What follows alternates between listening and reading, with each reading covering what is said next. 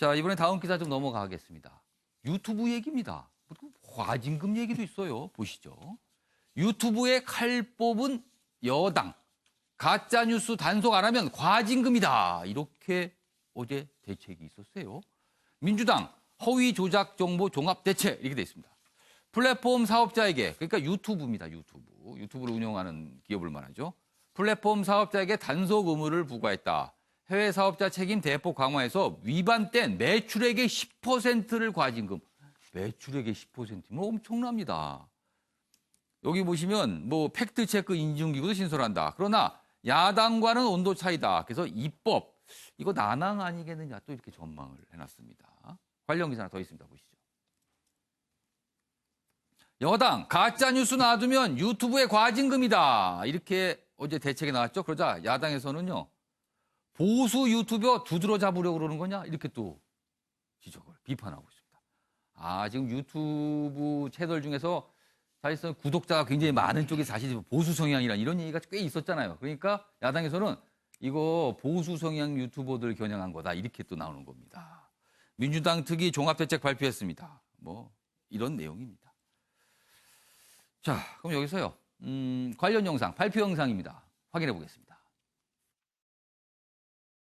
특위는 허위 조작 정보가 우리 공동체의 건강성을 해치고 민주주의와 표현의 자유를 침해하는 중대한 범죄 행위고 사회 통합을 가로막는 심각한 바이러스로 규정했습니다. 독일과 같이 플랫폼 사업자에게 사회적 책임을 부여하는 것입니다. 플랫폼 사업자가 다음과 같은 내용을 위반한 경우 매출액의 최대 10%에 해당하는 과징금을 부과하도록 명시했습니다. 네. 최영호 고문님, 네. 뭐 보기에 따라서 여러 가지 평가 있을 것 같아요. 어떻게 보셨어요? 효과 있고요. 예. 뭐 좋은 방향인데 예. 아주 근본적인 문제가 있죠. 예. 누가 가짜 뉴스를 판단할 것이냐. 이게 사실 무슨 그러니까 그러네요. 일제 침략에 대해서 일본에서 나오는 얘기하고 우리나라에서 나오는 얘기가 예. 틀리잖아요. 독도 문제에 대해서도 그런 문제들을 그러면 어떤 식으로 갈라야 되느냐. 그래서 가짜 뉴스를 판단하는 이 어떻게 할 거냐. 공평성, 진정성, 그다음에 정확성이 그러네요. 어디로부터 나오냐. 그러니까 거기에 어떤 대한 내용을 다루면 이게 가짜 뉴스라고 판정을 할 거냐가 그렇죠. 되는 거예요. 그리고 그 당시에는 진짜 뉴스인 줄 알았더니 나중에 가짜 뉴스 될 수도 있잖아요. 이게 뭐 도울 수 있는 부분. 예. 그래서 굉장히 포장지는 이쁜데 들어가 보면은 실효성이 있느냐. 그리고 특히 예. 국내 기업들은 뭐 이 제압이 될 수 있습니다만 구글이나 이런 해외에 있는 그래서 사업자들 지금 말씀하신 내용이 이 내용이에요. 여기 보시면 여기 표 보이시죠? 여기 표에 있습니다. 이 부분입니다. 민간 자율인 팩트체크 인증기구를 신설한다. 뭐 이 기구를 만든다는 건데 그러면 이 기구 구성을 어떻게 할 것인가? 그리고 어떤 기준으로 가짜임을 판정할 까 이런 게 또 과제가 남네요. 그러니까 자율이잖아요. 예. 자율이면은 강제성이 없는 거거든요. 예. 그러면 문제가 굉장히 이거는 심하게 되죠. 정우관 실장님께서는 어떻게 보셨어요?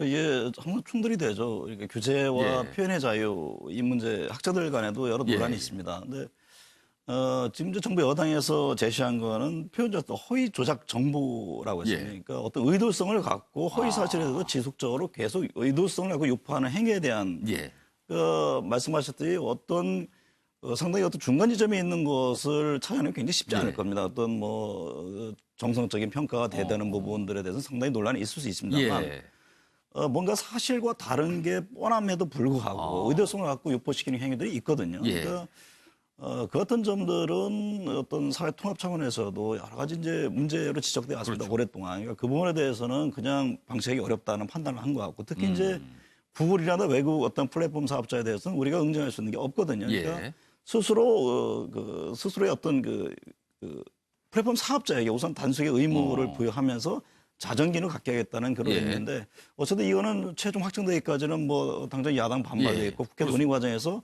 여러 가지 좀 보완돼야 될 점이 있어 보이고요. 차제에 이 문제 어떤 플랫폼 사업자뿐만 아니라 언론조차도 마찬가지입니다. 그러니까 사실과 다른 문제에 대해서 우리 사회가 너무 관대한 부분이 있거든요. 그런 것들을 한번 종합적으로 볼 필요가 있다고 보여집니다. 이 최종 이게 실현되기까지 이게 디테일, 이른바 디테일 놓고 대단한 다툼이 있을 것 같기도 하네요. 예, 형택 변호사. 간단히 말씀드리면요. 아마 이 페이크 뉴스, 가짜 조작 정보에 대해서는 전 세계적인 문제입니다. 근데 우리나라에 지금 네이버라든지 다음은 이 법적 규제에 들어와 있어요. 심의에도 예. 들어와 있고 자율 규제도 하는데 예.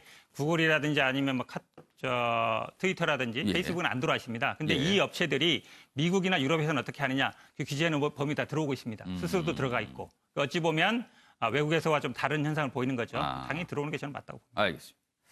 자, 이번에는 경제 얘기 좀 해보겠습니다. 물가입니다. 물가는 통상 우리가 알고 있기는 조금씩 오릅니다. 그런데 마이너스를 기록을 했습니다. 보시죠.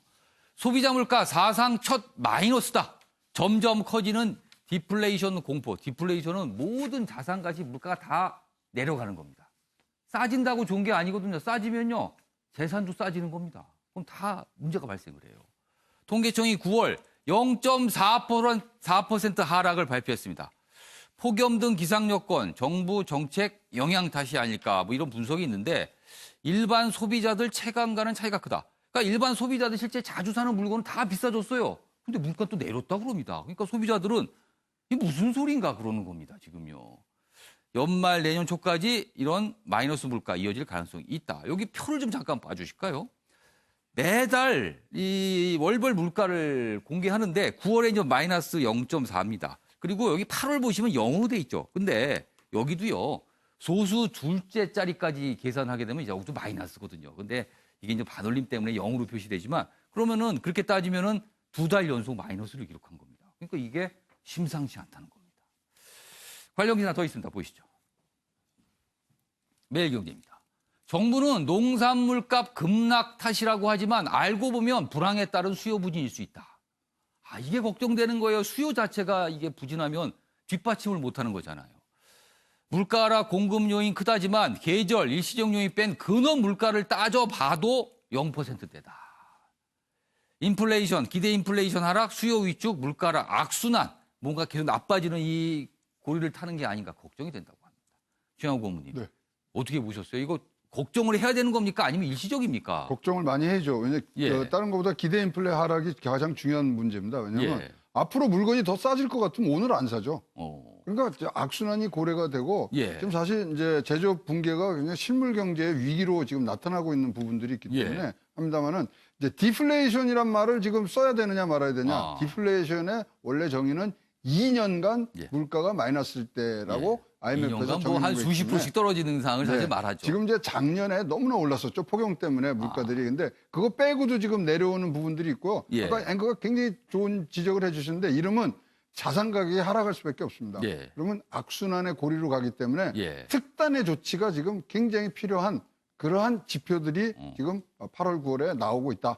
그래서 재정 정책이든 통화 정책이든 빠른 선제적 대응을 정부에서 해줘야 되겠다는 시그널로 보고 있습니다. 최영호 고문님. 최영호 고문님께서 지금 특단의 조치 얘기하셨거든요. 정은갑 실장님께서는 지금 어떤 조치를 가장 시급하게 좀 해야 될까요? 정부 정책이라는 게 상당히 제한되죠. 예. 그러니까 재정과 금리의 수단인데 어쨌든 지금 현재 재정 확대를 정부에서는 지금 하고 있습니다. 예. 여러 가지 공무원에 대한 투자라든가 예. 뭐 복지라든가 여러 가지 수요를 끌어올릴 수 있는 정책들을 하고 있고 여기 남아 있는 게 우리 정부로서는 금리의 여력은 좀 있어 보입니다. 예. 그러니까 다른 국에 비해서. 그러니까 이미 학자들 사이에서는 뭐 디플레이션이 시작됐다라고 얘기하는 사람도 있습니다만 아직 거기까지 진단하는 건 상당히 좀 성급한 면이 있습니다. 하지만 어쨌든 전체적인 경기 사이클에 대해서 국제적인 경기도 그렇고 좋지 않은 국면만은 맞습니다. 그 부분에 대해서 좀 선제적 대응 이것은 상당히 중요해 보입니다. 알겠습니다. 아무튼 뭔가 좀 걱정을 해서 예의주시는 최소한의 예의주시는 좀 해야 된다는 이런 말씀 드리십니다. 좀 너무 심하게 가지 않았으면 좋겠는데 어떻게 될지 모르겠습니다. 자, 마지막 기사가 되겠습니다. 국제 기사입니다. 홍콩 얘기. 시위가 다시 또 요새 거칠어지고 있죠. 홍콩 경찰 시위대에 실탄을 발사했습니다. 18살 고교생 가슴에 중상을 입었습니다. 어제가 중국 건국이잖아요. 75주년. 이런데 그 건국을 맞춰 대규모 시위가 있었는데 경찰이 총을 쏜 겁니다. 피격 영상이 공개되면서 사태 악화 조짐을 갖고 있는데요. 여기 기사 내용이 있습니다. 보시면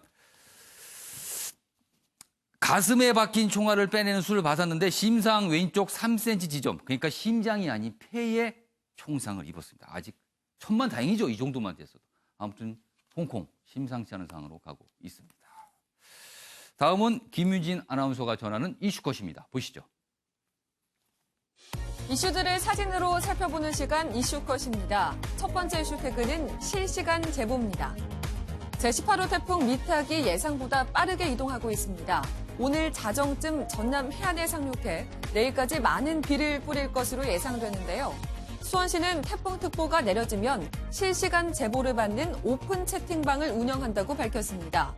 피해 정보를 교환하고 관련 부서들이 곧바로 대처할 수 있도록 하기 위해서인데요. 부디 큰 피해 없이 지나갔으면 좋겠습니다. 두 번째 이슈 태그는 뇌파 탐지입니다. 수업을 받는 중국의 초등학생들입니다. 머리에 뭔가를 쓰고 있죠. 이건 이름도 무시무시한 뇌파 탐지 AI 헤어밴드입니다. 귀 뒤와 이마에 센서가 달려 있어서 집중하면 빨간 불, 딴 생각을 하면 파란 불이 들어온다고 하는데요. 학생들이 AI도 아니고 딴 생각 좀 하면 안 될까요? 마지막 이슈 태그는 격려입니다. 문재인 대통령이 악수하고 있는 이 사람, 북한의 목함지뢰에 두 다리를 잃은 하재현 중사입니다. 문 대통령은 그와 격려의 포옹을 하기도 했는데요. 모두 어제 열린 71주년 국군의 날 행사에서 포착된 장면입니다. 지난달 보훈처가 하중사에게 전투 중 부상인 전상이 아닌 훈련 중 부상, 공상 판정을 내려 논란이 일기도 했는데요. 보훈처는 오늘 그 재심 결과를 발표할 예정입니다. 지금까지 김유진의 이슈컷이었습니다. 네, 학생들이 중국에서 착용하고 있는 저 AI 헤어밴드. 머릿속까지 감시하는 느낌이 들어서 좀 섬뜩하기도 합니다. 아침의 매일경제 오늘은 여기까지입니다. 시청해주신 여러분 고맙습니다.